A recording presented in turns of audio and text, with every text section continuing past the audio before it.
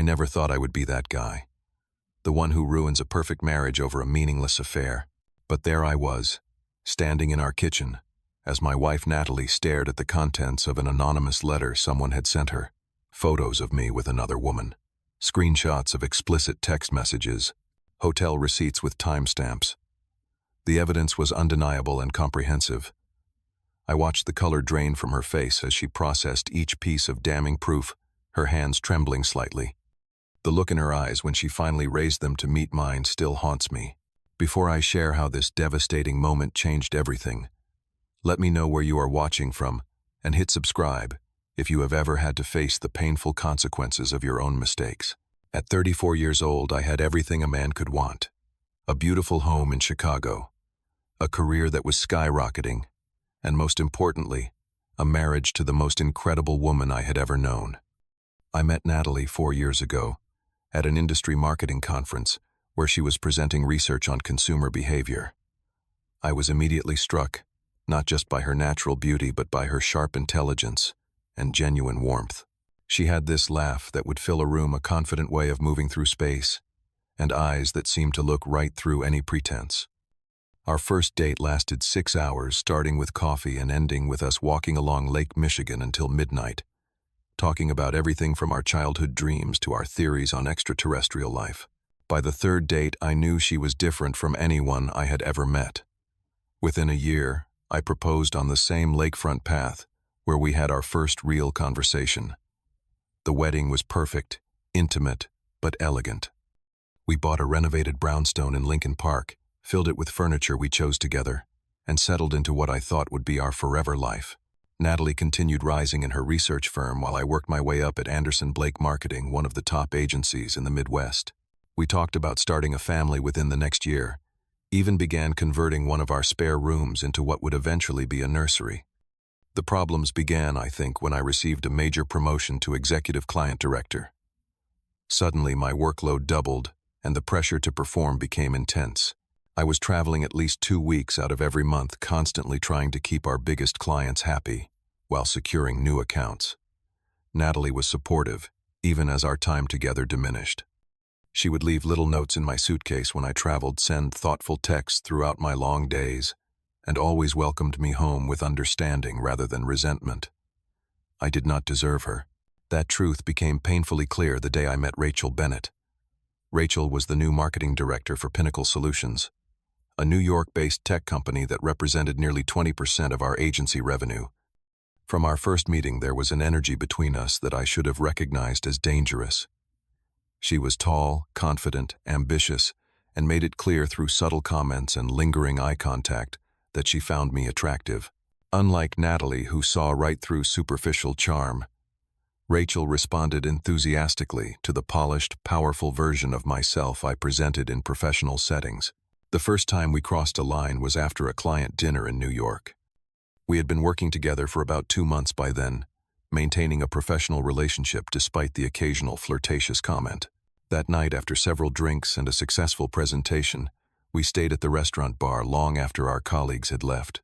The conversation shifted from business to personal, and by 1 in the morning we were sharing intimate details about our lives. By 2, her hand was on my knee under the bar. I knew I should leave. I knew exactly what would happen if I did not. Yet I stayed, telling myself I was just being friendly with an important client. Back at her hotel, the elevator ride to her floor was silent, charged with unspoken intention. I told myself I would just walk her to her room, say goodnight, maintain some semblance of propriety. But when she invited me in for one more drink, I did not hesitate. Within minutes we were kissing, all thoughts of my wife temporarily pushed aside by alcohol and desire. The next morning brought crushing guilt. I left before Rachel woke up, took the earliest flight back to Chicago, and spent the entire journey home hating myself. When I walked through my front door, Natalie greeted me with a warm hug and questions about my trip. I answered mechanically, already constructing the walls that would allow me to compartmentalize what had happened. I told myself it was a one-time mistake, that I would never let it happen again, that Natalie would never need to know. But the account was too important to hand off to another director. Rachel and I continued working together, and what I had intended to be a single lapse in judgment evolved into a full-blown affair. For 3 months, I lived a double life, creating elaborate lies about client meetings and work emergencies to cover my trips to New York, or the occasional weekend when Rachel would visit Chicago, staying at a hotel downtown while I told Natalie I was working. The deception became almost routine.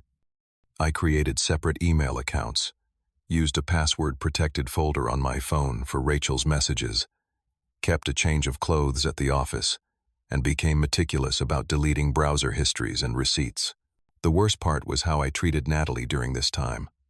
When she would question my late nights or express concern about my emotional distance, I would turn it around on her. I suggested she was being paranoid, that her insecurities were creating problems between us, that her clinginess was adding pressure when I was already stressed about work.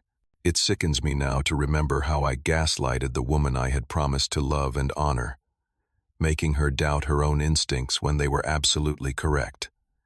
The affair was never about love. It was about ego validation, the thrill of doing something forbidden. But the guilt was constant, a background noise that grew louder with each passing week. After a particularly close call, when Natalie almost discovered a message from Rachel on my laptop, I realized how close I was to destroying everything that truly mattered in my life. During what would be our final weekend together in New York, I told Rachel we needed to end things. She seemed to take it surprisingly well, agreeing that we had gotten carried away, and that neither of us wanted to ruin our primary relationships or our professional connection. We agreed to be strictly professional going forward, and I flew back to Chicago believing I had successfully closed that destructive chapter of my life without consequence. I was wrong, catastrophically wrong. The morning everything fell apart. Started like any other Thursday. I was making coffee in our kitchen while Natalie prepared for an important client presentation. She was wearing the dark blue dress I had always loved, her hair pulled back, focused on reviewing her notes at the breakfast counter. The mail arrived earlier than usual, sliding through our mail slot with a soft thud. "Can you get that? I need to finish memorizing these figures," Natalie said without looking up. I picked up the small pile of envelopes, sifting through bills and advertisements, until I came to a thick manila envelope with no return address. It was addressed to Natalie, but I assumed it was work-related and opened it without thinking. That casual action shattered my world in an instant. Dozens of photographs spilled onto our kitchen counter. Me entering Rachel's hotel room. Us having dinner together at restaurants in New York and Chicago. My hand on the small of her back as we walked through a hotel lobby. Us kissing in a darkened corner of a bar. Each image was dated, the locations noted in neat handwriting at the bottom of each photo. Behind the photos were printouts of text messages between Rachel and me, complete with timestamps and dates. There were hotel receipts, restaurant bills, even a transcript of a phone conversation that made my skin crawl to read. Every piece of evidence had been meticulously gathered, organized, and presented for maximum impact. "Austin, what is it?" Natalie had noticed my frozen posture, the blood draining from my face. I tried to gather the materials to hide them, but it was too late. She was already beside me, looking down at the damning evidence spread across our kitchen counter. I watched her expression transform as she processed what she was seeing. Confusion, then dawning, comprehension, then a devastation so profound it physically hurt to witness. "What is this?" she whispered, picking up one of the photos. Her hand was trembling. "I can explain," I said, the most useless phrase in the history of infidelity. "Explain what?" "That you have been sleeping with this woman, that you have been lying to me for months." Her voice remained eerily calm as she examined more evidence, methodically looking through each piece, as if conducting research. She found the handwritten note tucked at the bottom of the envelope. "Natalie deserves to know who she really married." "Who sent this?" she asked, looking up at me with eyes that had gone hard and flat. "I have no idea," I answered truthfully. "How long has this been going on?" Her questions were precise, cutting through my panic. 3 months, I admitted, watching her flinch at the answer. "Do you love her?" "No. God, no. It was just. It did not mean anything. That is supposed to make me feel better." She laughed, a hollow sound, entirely unlike her normal laugh. "That you would risk our marriage for something that meant nothing." She continued her interrogation as I offered pathetic explanations and apologies that sounded hollow even to my own ears. Each question peeled back another layer of my deception, exposing the full extent of my betrayal. Not just the physical infidelity, but the elaborate lies, the manipulation, the way I had made her question her own perceptions when she sensed something was wrong. After 15 minutes that felt like hours, she simply stopped speaking. She gathered her purse and keys with deliberate movements. "Natalie, please, do not leave like this. We need to talk about this. I have heard enough," she said, her voice barely audible. "I cannot even look at you right now." The final glance she gave me before walking out contained something worse than anger, disappointment, mixed with a dawning realization that she had never really known me at all. I spent the next hours in a panic, calling and texting her repeatedly with no response. By evening, desperation drove me to contact Rachel, demanding to know if she had sent the evidence to my wife. Her shock seemed genuine quickly, turning to fear about whether her own relationship was similarly at risk. She swore she had told no one about us except for one close friend who would never betray her. It took 2 more days to discover the truth. David, a longtime friend of Natalie's who worked for a client based in New York, had spotted Rachel and me together at a restaurant. Recognizing me from photos and social media, he had grown suspicious and begun documenting our interactions. After gathering substantial evidence, he had first approached me, directly giving me an ultimatum: end the affair and confess to Natalie, or he would expose it himself. I had ignored his message, dismissing it as a bluff. It was not a bluff. That first night alone in our house was unbearable. I wandered from room to room, surrounded by the life we had built together, now teetering on the edge of destruction because of my selfishness. When Natalie finally texted at midnight, simply stating she was staying with her sister indefinitely and needed space relief, that she was safe, quickly gave way to the crushing reality that my marriage might already be over. The weeks following the letter were the darkest of my life. I completely fell apart at work, breaking down during a client call and taking emergency leave after my boss found me staring blankly at my computer, unable to function. The worst part was explaining what had happened, watching respect turn to disappointment in the eyes of people I admired.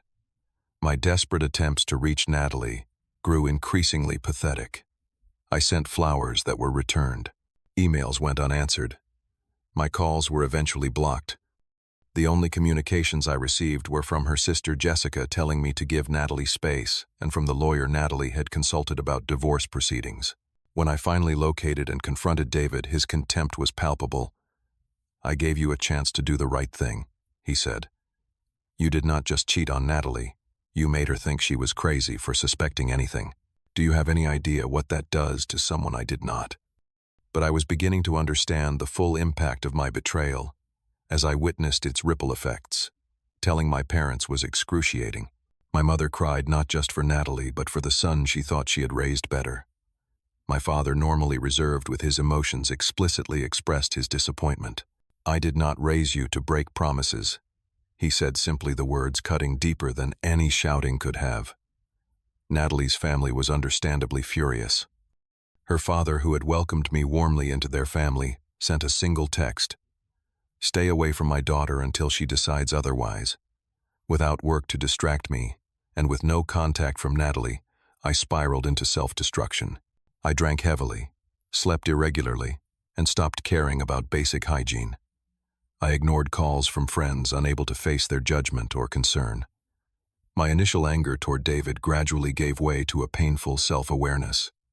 The problem was not that he had exposed my affair. The problem was that I had conducted the affair in the first place. 4 weeks after the letter arrived, I finally dragged myself to therapy, something Natalie had suggested many times during our marriage for my workaholic tendencies and emotional avoidance. Dr. Martinez did not offer the easy validation or quick solutions I subconsciously wanted. Instead, she challenged me to examine the deeper issues that had led to my betrayal. "Affairs are rarely about sex," she explained in one session.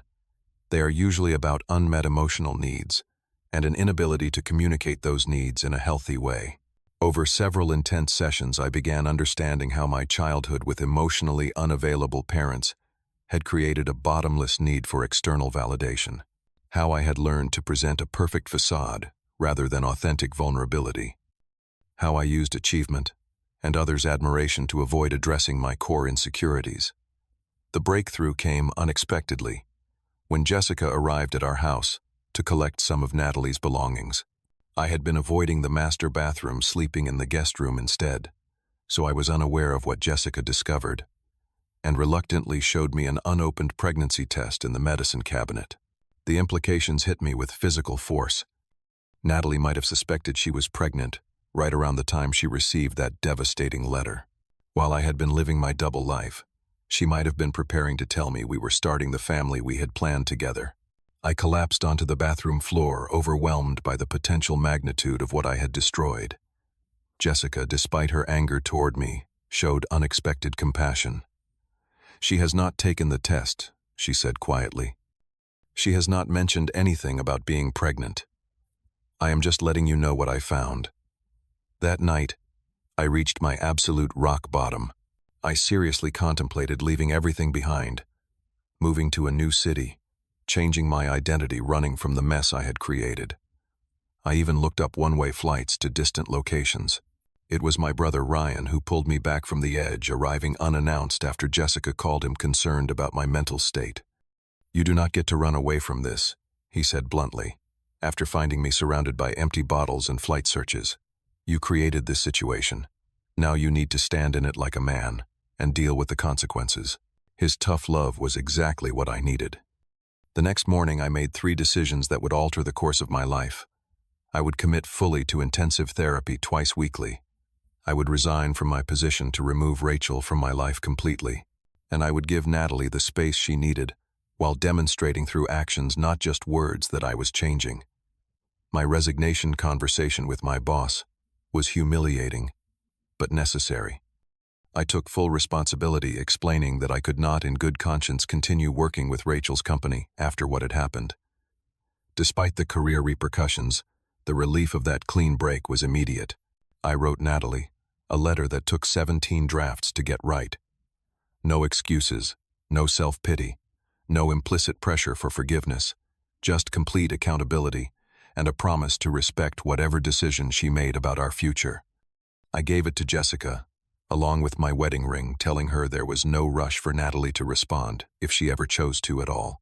Then I began the hardest work of my life, rebuilding myself into someone worthy of trust, whether Natalie ever trusted me again or not. 3 months passed with minimal contact from Natalie, beyond practical communications through our lawyers. I moved into a sparse 1-bedroom apartment closer to my new job, at a much smaller marketing firm where I had been transparent about my situation during the hiring process.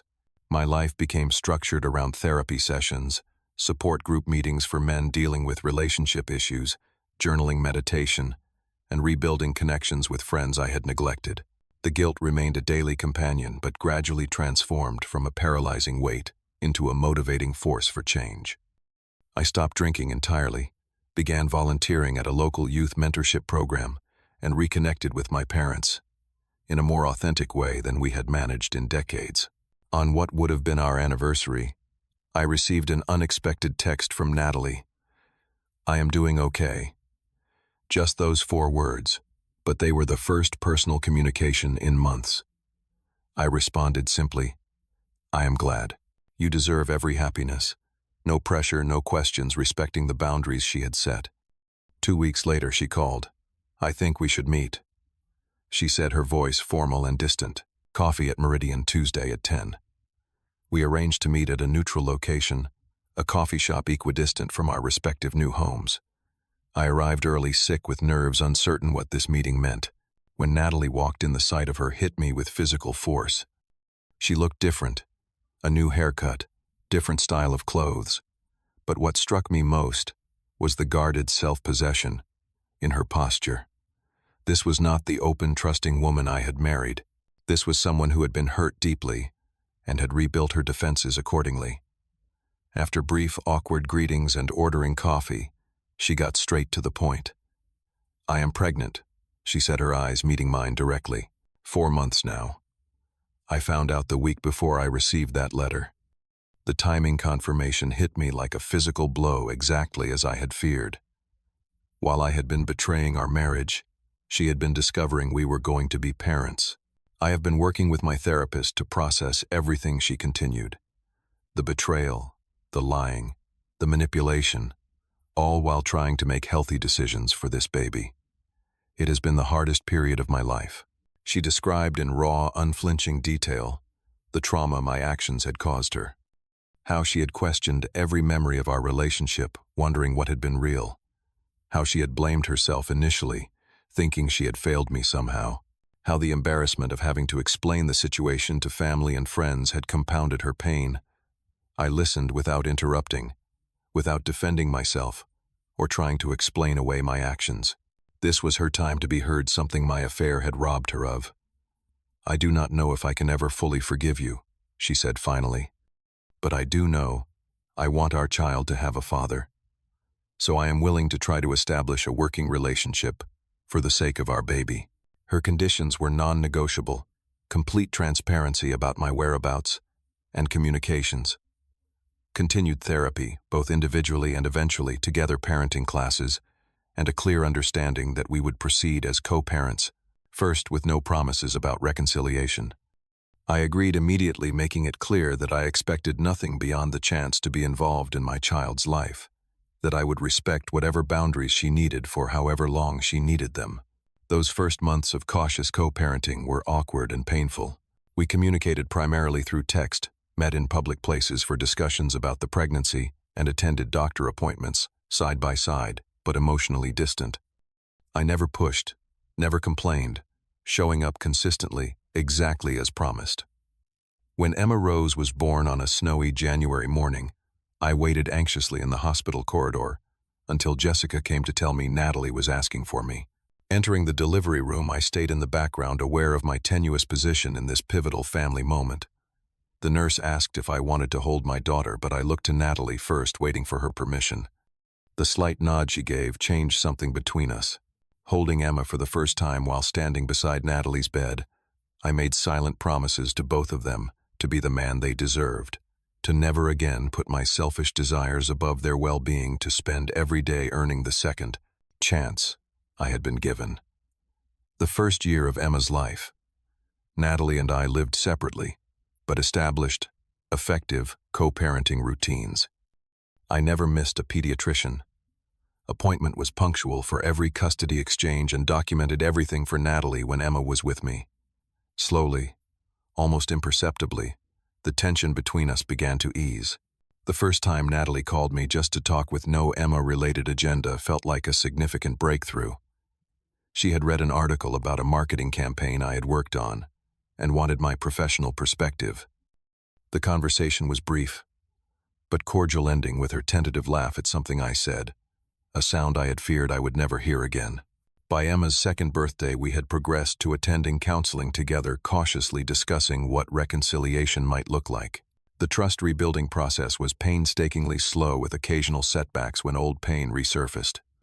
But we were both committed to the process, both for Emma's sake and because, surprisingly, we discovered that the deeper honesty required by our situation had created a new foundation that was potentially stronger than before.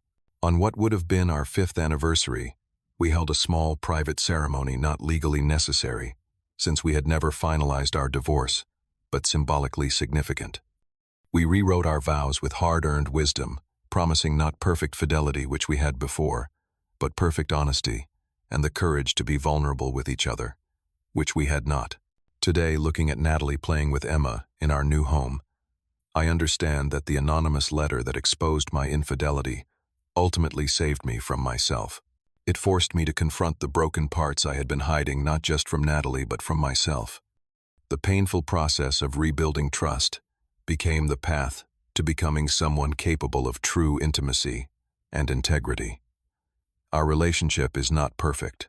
We still attend counseling regularly. Trust remains something we consciously tend to rather than take for granted. But the intentional nature of our recommitment has given us a resilience that our earlier, more naive relationship lacked. I share this story not to excuse infidelity, but to offer hope that even our worst mistakes do not have to define us permanently if we are willing to do the difficult work of genuine transformation. Have you ever had to rebuild trust after it was broken? Share your experience in the comments below. If this story of consequences and redemption resonated with you, please like and subscribe to support more stories of growth through adversity. Consider sharing this video with someone who might need to hear that while we cannot erase our mistakes with courage and humility, we can write a different ending to our story.